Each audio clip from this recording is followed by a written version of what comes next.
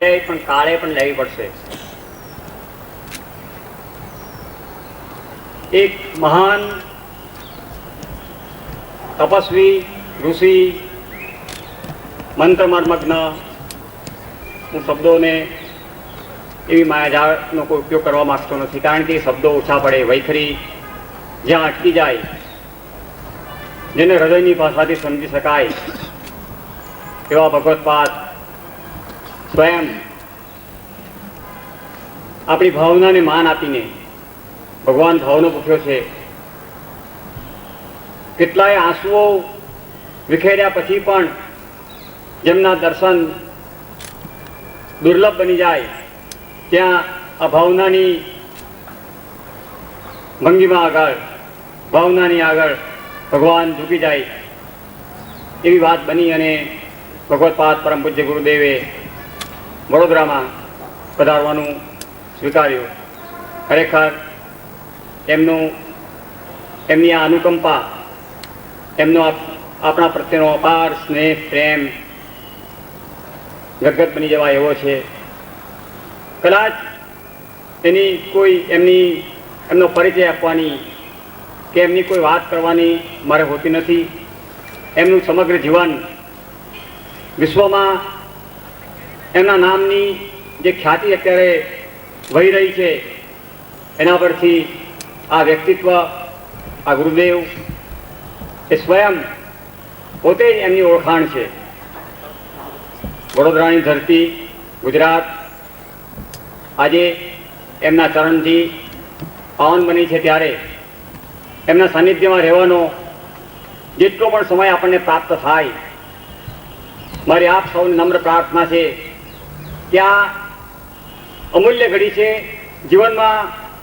મને ખબર નથી ક્યારે પ્રાપ્ત થાય, પણ એક અપાર પુણ્યોદયના કારણે પ્રાપ્ત થયેલી આ ઘડી છે. અને એ ઘડીનો, એ પળનો, એ સમયનો આપણે એમના ચરણમાં સંપૂર્ણ નતમસ્તક બની, શ્રદ્ધાવાન બનીને જેટલો પણ ઉપયોગ કરીશું, એનું પરિણામ, એનું રિઝલ્ટ તમે થોડા સમયમાં જોઈ શકશો. હિન્દુસ્તાન ભરની અંદર લાખો સાધકોને મંત્રજાપ, સાધના, ઉપાસનામાં કાર્યરત બનાવનાર માત્ર હિન્દુસ્તાનમાં નહીં, દુનિયાના ખૂણે ખૂણે અને હિમાલયની કંદરાઓની અંદર અનેક તપસ્વીઓ સ્વામી નિકલેશ્વરા નંદના એક ઝલકને માટે, એક દર્શનને માટે તલસતા હોય, ત્યાં એક સહજ રૂપ ધારણ કરીને એક મંત્રમર્મગ્ન, મંત્ર સિદ્ધ વ્યક્તિ દસો મહાવિદ્યાની સાથે, પૂર્ણ શક્તિ સાથે આપણી વચ્ચે વિરાજમાન હોય, ત્યારે એનું આપણે કઈ રીતે સ્વાગત કરી શકીએ.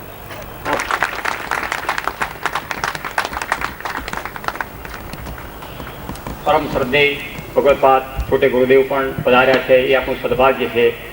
એમના ચરણમાં નતમસ્તક બનીને હું એમના પુષ્પહારથી સ્વાગત કરું છું.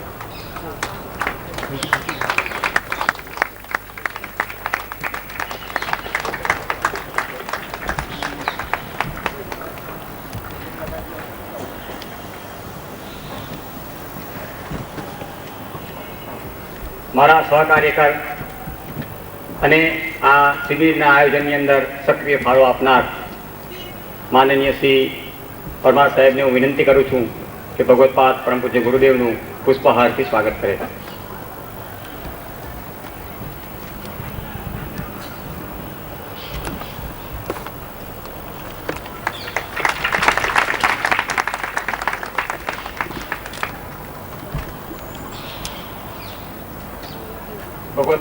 ભગવત્પાદ પરમ પૂજ્ય છોટે ગુરુદેવ અહીંયા ઉપસ્થિત છે.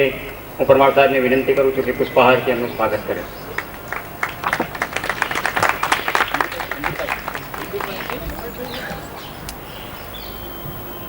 અને અમારા ત્રીજા સહકાર્યકર, જેમણે આ શિબિરનું આયોજન કરવામાં પોતાની સમગ્ર શક્તિનો ઉપયોગ કર્યો છે, એવા શ્રી સંદીપભાઈ પટેલને હું વિનંતી કરું છું કે ભગવત્પાદ પરમ પૂજ્ય ગુરુદેવનું ફૂલહારથી સ્વાગત કરે.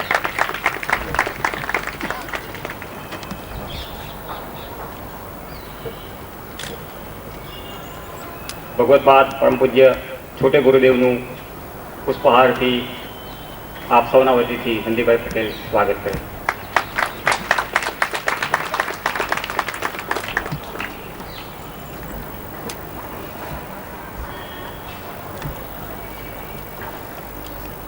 હું હવે વધારે સમય નથી લેતો. ભગવત્પાદ પરમ પૂજ્ય ગુરુદેવ અહીંયા વિદ્યમાન છે.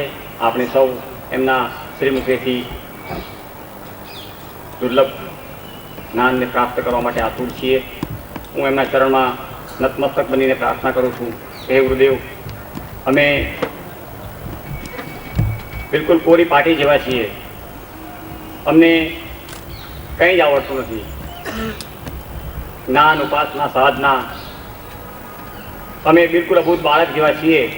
અમે એ પણ નથી જાણતા કે તમારા ચરણોની અંદર અમારી ભાવનાની કેવી રીતે અર્પણ કરવી. આ તો એવી અનુકંપા અમારા પર જરૂર કરજો આ 2 દિવસ દરમિયાન કે વિભિન્ન જે પણ પ્રયોગ આપને અનુકૂળ, આપને યોગ્ય લાગે તે. અમે એ પણ નથી જાણતા કે અમારા માટે શું યોગ્ય છે, શું અયોગ્ય છે, પણ આપ એટલો અનુગ્રહ કરીને અમને પુરુષાર્થ કરશો એવી આપના ચરણોમાં મારી નમ્ર પ્રાર્થના છે.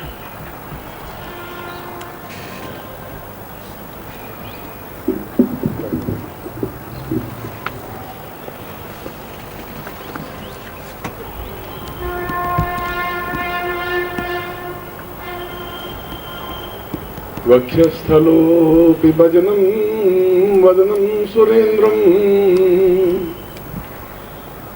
कायं वदामि भवदेव नित्यं सदाहं श्रियै लक्ष्मी रूपेण तुभ्यं हृदयं भजामि वदनं सदैव. मुझे गुजरात में आपके इस ऐतिहासिक और प्रसिद्ध नगरी बड़ौदा में आने पर बहुत अधिक प्रसन्नता है. प्रसन्नता इसलिए भी है कि करीब 8-9 साल बाद वापस गुजरात में आने का मौका मिला है. यहाँ पर भी जूनागढ़ और राजकोट, भावनगर और कई स्थानों पर शिविर लगाए थे और उसके बाद में विदेशों में काफी आना जाना पड़ा और मैं गुजरात में कम आ पाया. मैं गुजरात की धरती से, गुजरात के लोगों से मेरा हृदय से प्यार है, एक अटैचमेंट है, एक शब्द है. इसलिए भी है कि मेरा जन्म भी गुजरात में ही हुआ है. इसलिए मैं अपने आप को गुजरात का सबसे पहले मानता हूँ, फिर भारतीय हूँ और फिर सारे संसार का हूँ. मैंने अभी आपके सामने श्लोक बोला, आपको शायद इस बात का ज्ञान नहीं होगा. आज से 2500 वर्ष पूर्व शंकराचार्य जैसा एक महान तपस्वी पैदा हुआ था, जो भगवान बुद्ध और महावीर से भी पहले के समय का रहा है और पूरा विश्व उसके सामने नतमस्तक है. यह श्लोक उन्हीं का है, शंकर भाष्य का. शंकर भाष्य एक ऐसा ग्रंथ है जिसकी अभी तक सही ढंग से विवेचना या अर्थ नहीं स्पष्ट कर सका है. दुनिया भी उनके एक श्लोक से सैकड़ों अर्थ निकालने में लगे हैं, फिर भी उनको सही ढंग से उन अर्थों को, उन श्लोकों को नहीं समझ पाया है. उसने बताया है कि